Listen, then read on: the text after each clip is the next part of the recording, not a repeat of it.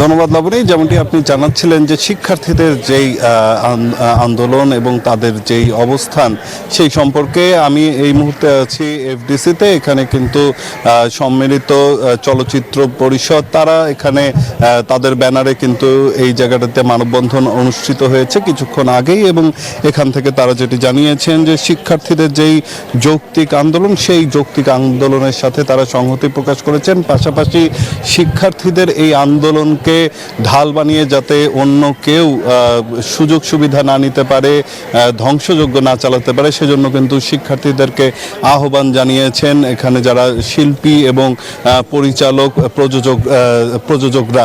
তারা হলো যেটি বলেছেন যে শিক্ষার্থীদের এই আন্দোলনের সাথে তারাও হলো একাত্মতা প্রকাশ করেছেন, আর একটিও যাতে প্রাণ এই আন্দোলনের নামে না যায় সেজন্য কিন্তু সবাইকে সচেতন হওয়ার আহ্বান জানিয়েছেন। দেশের রাষ্ট্রের সম্পদের যাতে ক্ষয়ক্ষতি না হয় সেদিকেও কিন্তু লক্ষ্য রাখতে বলেছেন। পাশাপাশি শিক্ষার্থীদের আন্দোলনের সাথে সরকারেরও যেই একই দাবি রয়েছে সেটিকে উল্লেখ করে তারা যেটি জানিয়েছেন যে শিক্ষার্থীরা যাতে এই আন্দোলন ছেড়ে সরকারের সাথে সংলাপে বসে সেই জন্যও কিন্তু তাদেরকে এই জায়গাতে উপস্থিত থাকতে বলেছেন। এবং শিক্ষার্থীদের যেই আন্দোলন সেই আন্দোলনকে আসলে এখন আর মানে চালিয়ে যাওয়ার কোনো যৌক্তিকতা নেই, সংলাপের মাধ্যমেই এটিকে সমাধান করা সম্ভব, সেটি কিন্তু তারা এই আজকের এই মানববন্ধন থেকে বারবারই কিন্তু উপস্থাপন করেছেন। তো সামগ্রিকভাবে যদি বলতে চাই যে এখানে আজকের এই মানববন্ধন থেকে কিন্তু শিল্পী প্রযোজকরা হলো জানিয়েছেন যে এই আন্দোলনের এখন আর যৌক্তিকতা নেই, তারা যাতে এই আন্দোলনকে ঢাল বানিয়ে তৃতীয় পক্ষ যাতে সুবিধা না নিতে পারে, তৃতীয় পক্ষ যাতে সহিংসতা মানুষের জানমালের ক্ষয়ক্ষতি না করতে পারে সেজন্য কিন্তু সবাইকে শিক্ষার্থীদের পাশাপাশি অভিভাবকদেরও কিন্তু আহ্বান জানানো হয়েছে। তো এই ছিল এখন পর্যন্ত আমার কাছে এখানকার সবশেষ তথ্য। জিকো, আপনাকে ধন্যবাদ।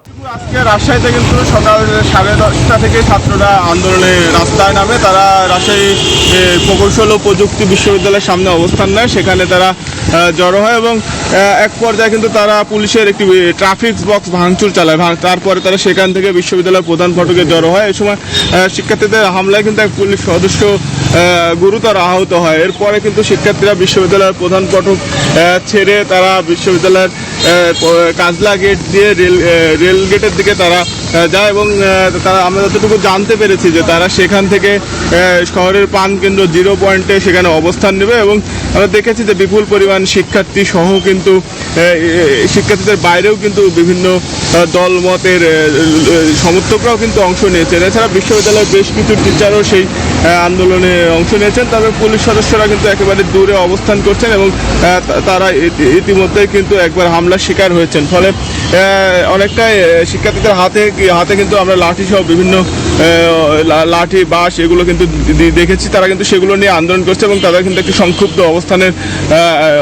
অবস্থান নিয়ে আছেন। ফলে একটি ভীতিকর পরিবেশ সৃষ্টি হয়েছে। রাজশাহীতে একটি আতঙ্ক কাজ করছে। গণমাধ্যম কর্মীরাও এর বাইরে নয়, তারাও আশঙ্কায় পড়েছেন যে কখনো হামলা হয়। ফলে সবাই একটু দূরেই থাকছে আর কি। রাজশাহী জুড়ে কিন্তু একটি উত্তেজনা, একটি শঙ্কার পরিবেশ তৈরি হয়েছে। এই ছিল রাজশাহী থেকে সর্বশেষ। ফিরে যাচ্ছি স্টুডিওতে।